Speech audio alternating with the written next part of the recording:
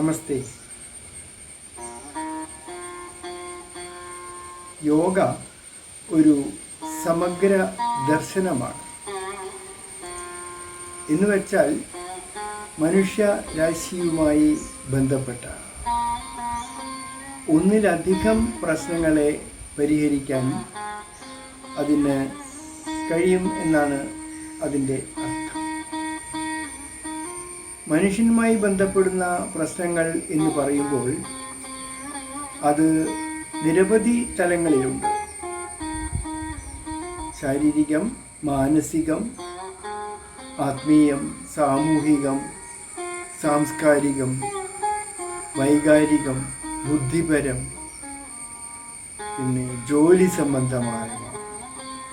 അങ്ങനെ നമ്മുടെ പരിണാമത്തിന് അനുസരിച്ച് പ്രശ്നങ്ങളുടെ വ്യാപ്തിയും വർദ്ധിച്ച് വരുന്നു എന്ന് പറയാം. ഇവയ്ക്കെല്ലാം സമഗ്രമായ ഒരു പരിഹാരം നൽകാനാകുന്ന ഒരു ഭാരതീയ ശാസ്ത്രമാണ് യോഗ എന്നത്. അവ എങ്ങനെ എന്നതിന് യുക്തിപരമായ ഉത്തരം ലഭിക്കേണ്ടതുണ്ട്.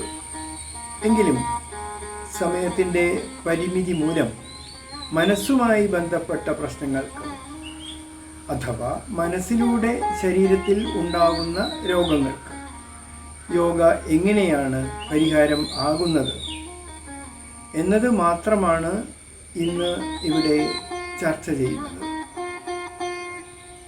മാനസിക സംഘർഷം എന്നത് വളരെ നിസ്സാരമായി തള്ളിക്കളയേണ്ട ഒന്നല്ല.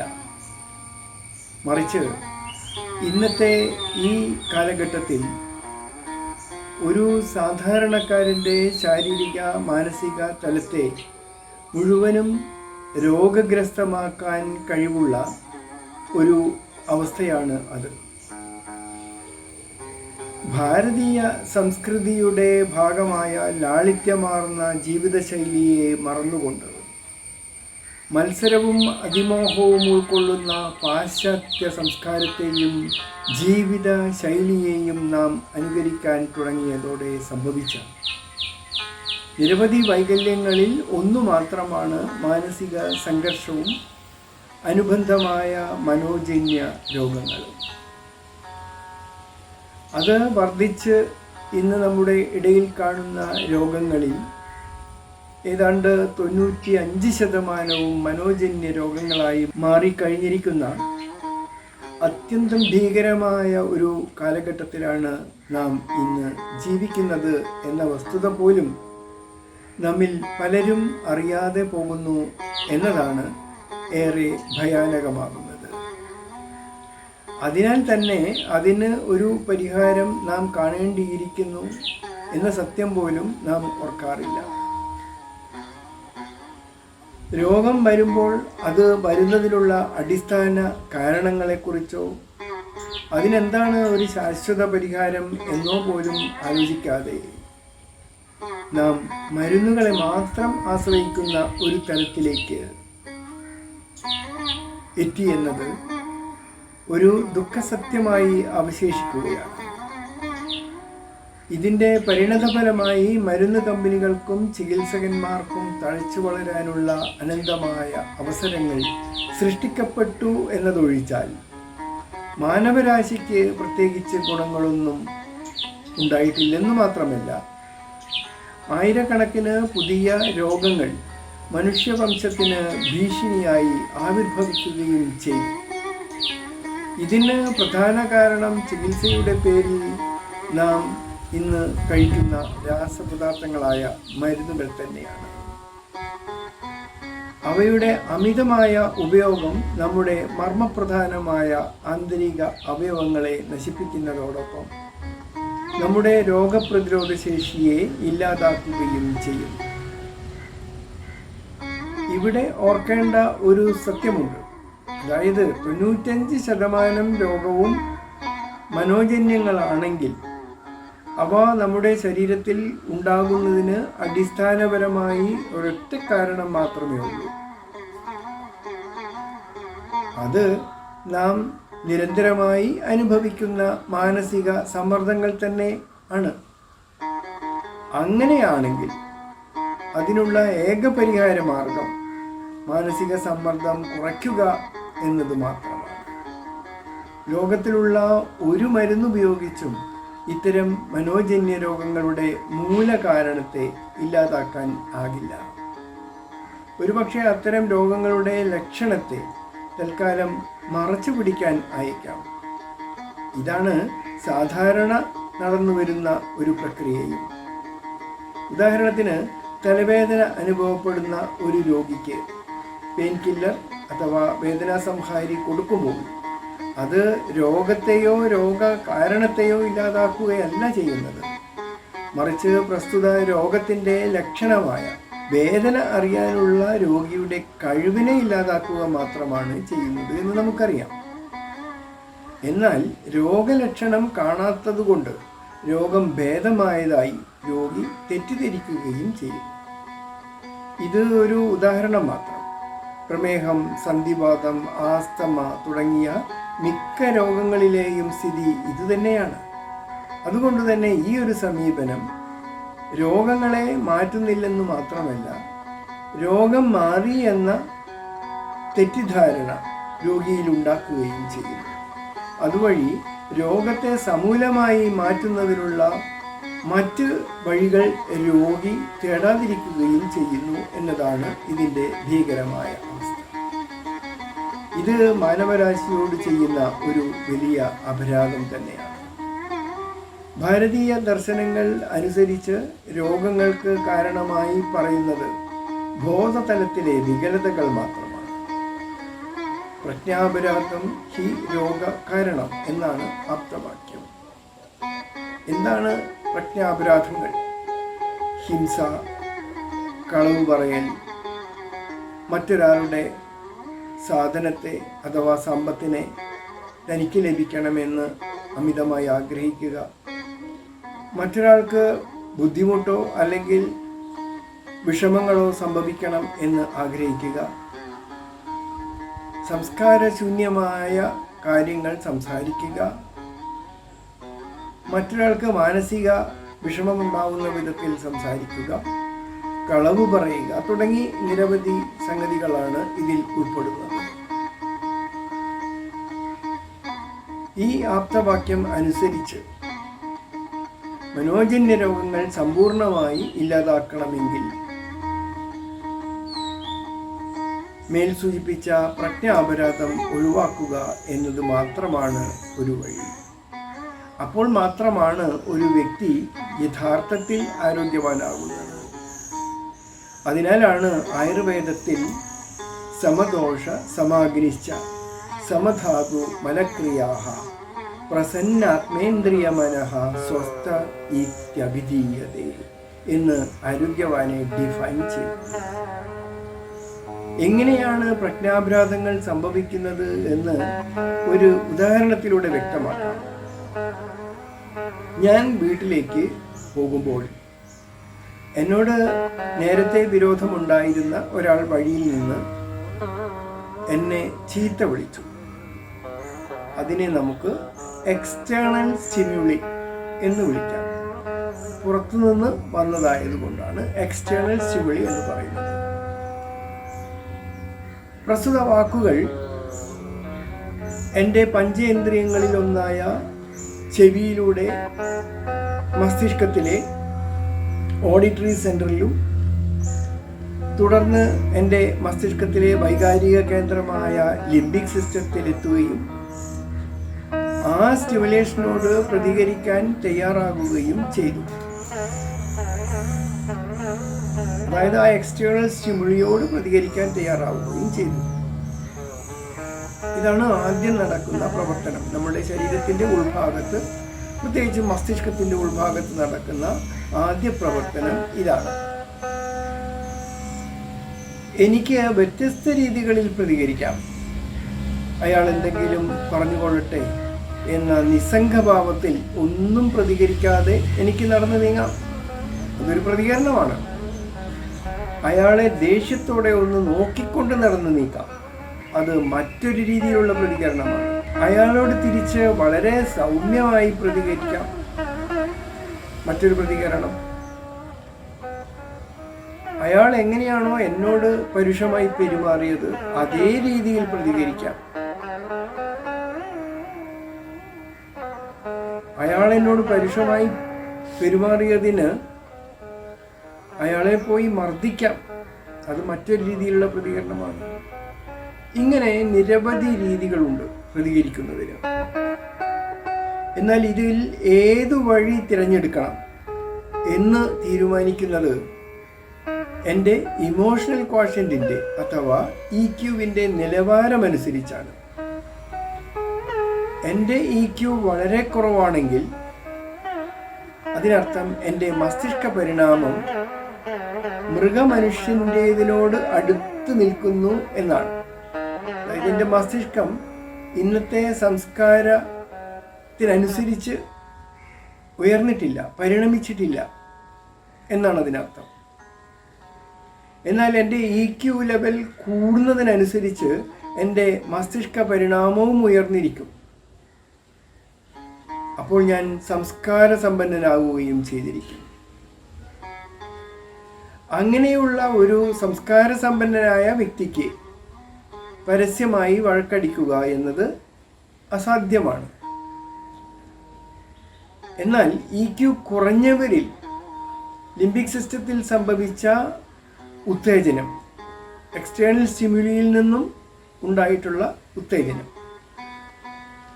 അയാളുടെ മൃഗമസ്തിഷ്കത്തെ, അതായത് മസ്തിഷ്കത്തിൻ്റെ ഒരു ഭാഗമായ എമിഗ്ഡല എന്ന് പറയുന്ന ഭാഗത്തെ ക്രമാതീതമായി ഉത്തേജിപ്പിക്കുകയും അതിൻ്റെ ഫലമായി അയാൾ മൃഗീയവും സംസ്കാരശൂന്യവുമായ പ്രതികരണം നടത്തുകയും ചെയ്യും. എന്നാൽ ഇത്തരം അവസരങ്ങളിൽ ലിംബിക് സിസ്റ്റവും എമിഗ്ഡലയും ഉത്തേജിക്കപ്പെടുന്നത് കൂടാതെ മറ്റ് നിരവധി രാസവൈദ്യുതി മാറ്റങ്ങളും ശരീരത്തിൽ നടക്കുന്നു. ഇത്തരം മാറ്റങ്ങൾ ക്രമേണ ചില രോഗങ്ങളിലേക്ക് നയിക്കുന്നു. നാം മാനസികമായി എപ്പോഴെല്ലാം വികാരക്ഷോഭങ്ങൾക്ക് വിധേയനാകുന്നുവോ അപ്പോഴെല്ലാം ഈ മാറ്റങ്ങൾ ശരീരത്തിൽ നടക്കുന്നുണ്ട്.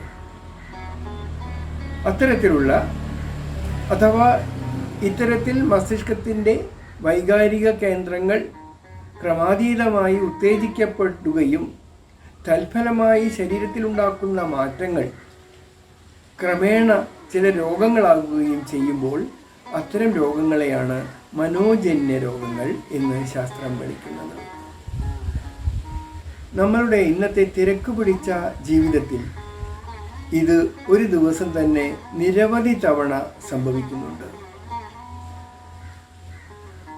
അതിന് ഒരു വ്യക്തി എന്നോട് വിരോധത്തോടു കൂടി പെരുമാറിക്കൊള്ളണമെന്നില്ല. അതിനോട് സമാനത തോന്നുന്ന മറ്റെന്തെങ്കിലും കാര്യങ്ങൾ ഉണ്ടാകുമ്പോൾ നമ്മുടെ മസ്തിഷ്കം അതിനെ കാണുന്നത് ഒരു ശത്രു അറ്റാക്ക് ചെയ്യാൻ വരുന്നു എന്നുള്ള ഒരു തലത്തിലാണ്.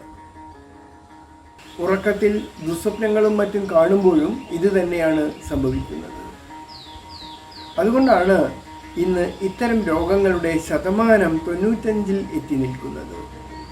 ഇനി എങ്ങനെയാണ് മാനസിക സംഘർഷങ്ങൾ ശാരീരിക രോഗങ്ങൾ ഉണ്ടാക്കുന്നത് എന്ന് ചുരുക്കത്തിൽ ഒന്ന് വിവരിച്ചതിന് ശേഷം ഇതിനുള്ള ശാശ്വത പരിഹാരം എന്താണെന്ന് കൂടി പറഞ്ഞുകൊണ്ട് ഈ വിവരണം നമുക്ക് ഇവിടെ അവസാനിപ്പിക്കാം. എന്നാൽ നേരത്തെ സൂചിപ്പിച്ച പ്രകാരം 95% രോഗങ്ങളും എങ്ങനെയാണ് മാനസിക സമ്മർദ്ദം വഴി ഉണ്ടാകുന്നത് എന്ന് വിവരിക്കാൻ സമയപരിമിതി തടസ്സമായതിനാൽ ഒരു ഉദാഹരണം എന്ന നിലയ്ക്ക് കുറച്ച് കാര്യങ്ങൾ മാത്രമാണ് ഇവിടെ വിവരിക്കുന്നത്. മുമ്പ് സൂചിപ്പിച്ച പ്രകാരം ഞാൻ നടന്നു പോകുമ്പോൾ എന്നോട് വിരോധമുള്ള ഒരാൾ എന്നോട് വികാരക്ഷോഭത്തോടു കൂടി പെരുമാറുമ്പോൾ അത് എൻ്റെ മസ്തിഷ്കത്തിലും അന്തസ്രാവ ഗ്രന്ഥികളിലും നിരവധി ദോഷപരമായ, അതായത് കാലക്രമേണ രോഗങ്ങളായി മാറാവുന്ന മാറ്റങ്ങൾ ഉണ്ടാക്കുന്നു. അതായത് ഇത്തരം സന്ദർഭങ്ങളിൽ ഒരു അപകടം ഉണ്ടാകാനുള്ള സാധ്യതയെക്കുറിച്ച് മസ്തിഷ്കം മനസ്സിലാക്കുന്നു.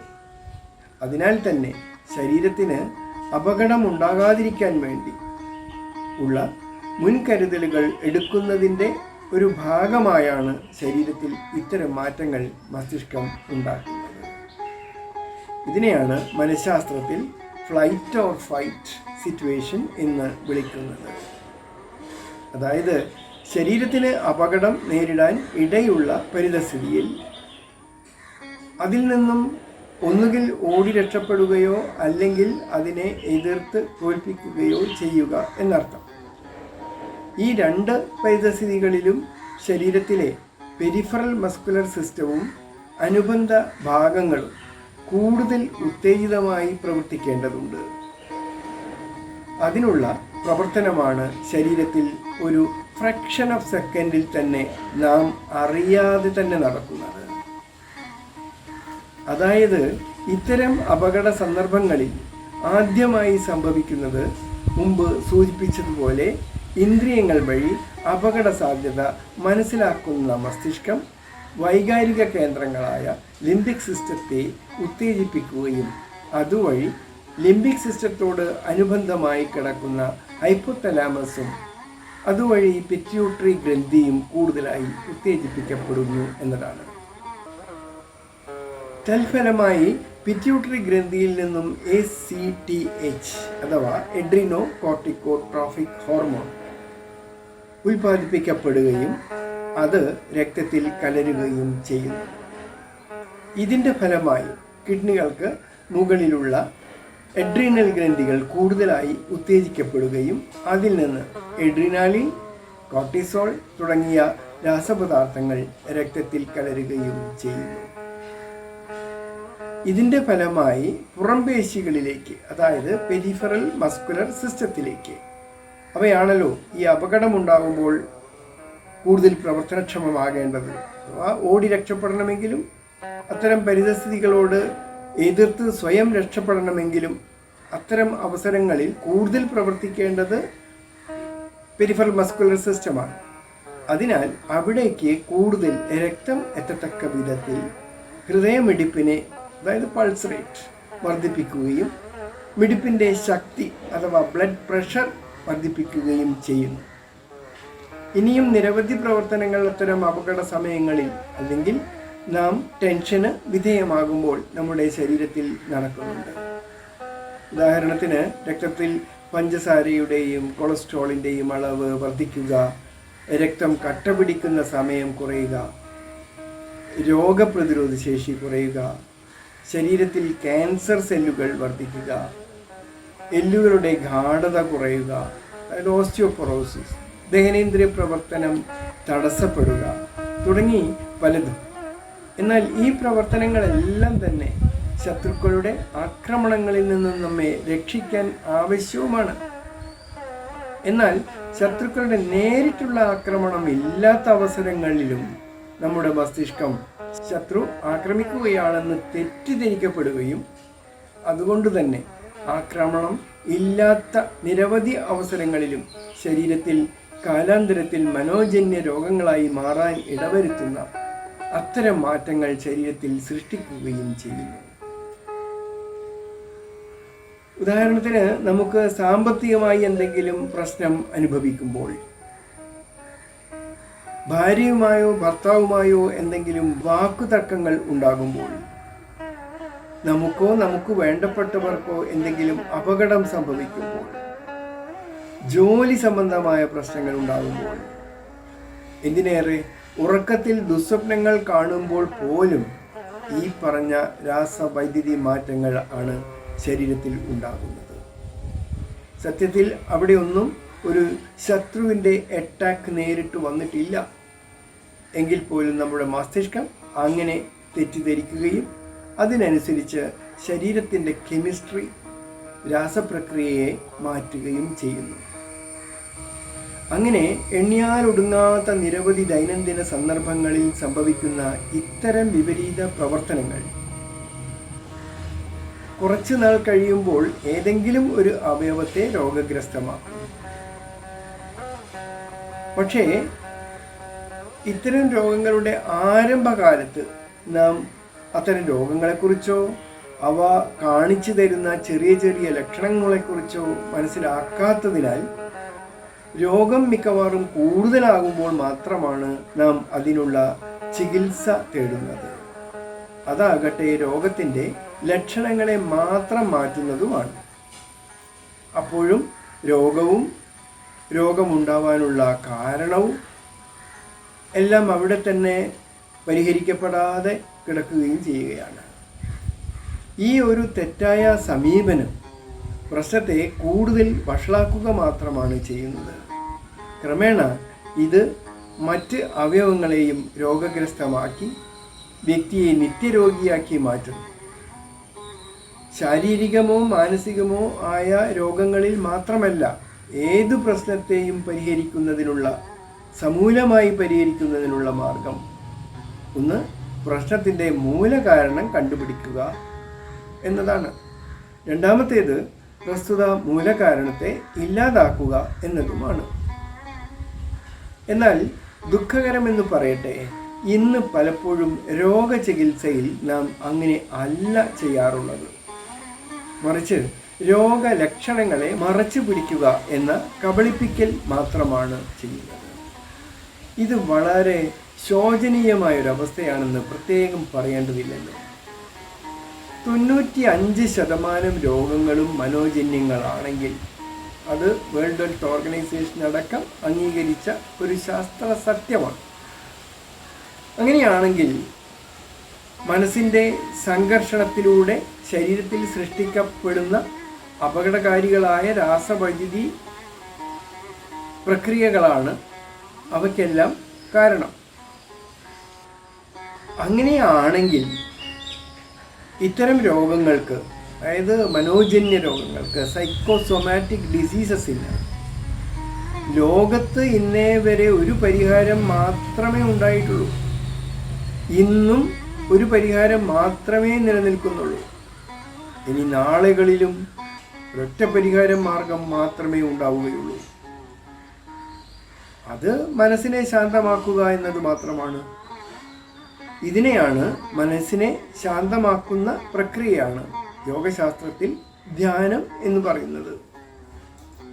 നമ്മുടെ ഭാരതീയ ദർശനങ്ങളായ ആയുർവേദവും യോഗയും എല്ലാം ഇതിലേക്ക് വളരെയധികം വെളിച്ചം വീശുന്നുണ്ടെങ്കിലും പാശ്ചാത്യ സംസ്കാരത്തിന് അടിമപ്പെട്ട, അവരുടെ കാൽക്കീഴിൽ വർഷങ്ങളോളം അടിമകളായി ജീവിച്ച നമ്മുടെ സമഗ്രമായ വിദ്യാഭ്യാസ സമ്പ്രദായത്തെ നശിപ്പിച്ച് പകരം പാശ്ചാത്യ സംസ്കാരത്തെ നല്ലതെന്ന് ഉദ്ഘോഷിക്കുന്ന നമ്മുടെ ഇന്നത്തെ തലതിരിഞ്ഞ വിദ്യാഭ്യാസ സമ്പ്രദായത്തിലൂടെ കടന്നു വന്ന ഇന്നത്തെ ഒരു ശരാശരി ഭാരതീയന് ഇതൊന്നും ഉൾക്കൊള്ളാനോ അയാളുടെ ജീവിതത്തിൽ പകർത്താനോ ഉള്ള മാനസികമായ പക്വതയോ ഉയർച്ചയോ ഉണ്ടായിട്ടില്ല, ഉണ്ടാകുകയുമില്ല. അതുമാത്രമാണ് ഈ പവിത്രമായ ഭൂമിയുടെ, ഭാരതത്തിൻ്റെ എക്കാലത്തെയും തീരാത്ത ശാപം. ഈ ഒരു അവസ്ഥയ്ക്ക് ഒരു മാറ്റം വരണമെങ്കിൽ നാം ഭാരത ദർശനങ്ങളിലേക്ക് തിരിഞ്ഞു നോക്കണം. അവയിൽ അന്തർലീനമായി കിടക്കുന്ന തത്വങ്ങളെയും ശാസ്ത്ര സത്യങ്ങളെയും ഉൾക്കൊള്ളാനാകണം. അവ ജീവിതത്തിൽ പകർത്താനാകണം. അത് യാഥാർത്ഥ്യമാകുമ്പോൾ ലോകാ സമസ്ത സുഖിനോ ഭവന്തു എന്ന ആപ്തവാക്യം ഇവിടെ സാർത്ഥമാകും. അപ്പോൾ മാത്രമാണ് മനുഷ്യനും തമ്മിൽ നിസ്വാർത്ഥമായ സ്നേഹം ആരംഭിക്കുന്നത്. അവിടെ വ്യക്തിയും തമ്മിലോ രാഷ്ട്രങ്ങളും തമ്മിലോ ഉള്ള കുടിപ്പകകളും വിദ്വേഷവും ഇല്ലാതാകുന്ന സമത്വസുന്ദരമായ ലോകം അന്ന് ഇവിടെ ഉദയം ചെയ്യുക തന്നെ ചെയ്യും. 2014 സെപ്റ്റംബർ 27 യോഗയെ സംബന്ധിച്ചിടത്തോളം, യോഗ പരിശീലിക്കുന്നവരെ സംബന്ധിച്ചിടത്തോളം, യോഗയെ സ്നേഹിക്കുന്നവരെ സംബന്ധിച്ചിടത്തോളം വളരെ ഏറെ പ്രാധാന്യമർഹിക്കുന്നതാണ്. അന്നാണ് United Nations general assembly UNGA യുടെ 69ാമത്തെ സെഷനിൽ നമ്മുടെ ആരാധ്യനായ പ്രധാനമന്ത്രി മോഡി ഒരു ലോക യോഗാ ദിനം ആചരിക്കപ്പെടണമെന്ന് ലോകരാഷ്ട്രങ്ങളോട് അഭ്യർത്ഥിച്ചത്. പ്രസ്തുത അഭ്യർത്ഥന 177 ലോകരാഷ്ട്രങ്ങൾ അംഗീകരിക്കുകയും എല്ലാ വർഷവും ജൂൺ 21 ലോക യോഗ ദിനമായി ആചരിക്കാമെന്ന തീരുമാനത്തിൽ എത്തുകയും ചെയ്തു. ലോകത്തിൻ്റെ ചരിത്രത്തിൽ ആദ്യമായാണ് യുണൈറ്റഡ് നേഷൻസ് ജനറൽ അസംബ്ലിയിൽ യാതൊരു എതിർപ്പുമില്ലാതെ 177 രാജ്യങ്ങളുടെ അംഗീകാരത്തോടെ ഒരു പ്രപ്പോസൽ അംഗീകരിക്കപ്പെടുന്നത്. യോഗ പോലെ ഒരു ശാസ്ത്രത്തിന് ലോകത്താകമാനം എത്രത്തോളം അംഗീകാരം ഉണ്ടെന്നതിൻ്റെ സൂചന കൂടിയായിരുന്നു ഈ അംഗീകാരം. അന്യോന്യം വിദ്വേഷങ്ങളും വിരോധങ്ങളും ഇല്ലാത്ത ഒരു നവയുഗത്തിൻ്റെ സൃഷ്ടിക്കായി നാം എല്ലാം ഓർമ്മയിൽ സൂക്ഷിക്കുന്ന ആ ഒരു ദിനം ഇവിടെ വന്നു ചേർന്നിരിക്കുന്നു എന്നതും 177 രാഷ്ട്രങ്ങൾ അതിനെ 2 കൈയും നീട്ടി സ്വീകരിച്ചു എന്നതും ഏറെ ശുഭോദർക്കം തന്നെയാണ്.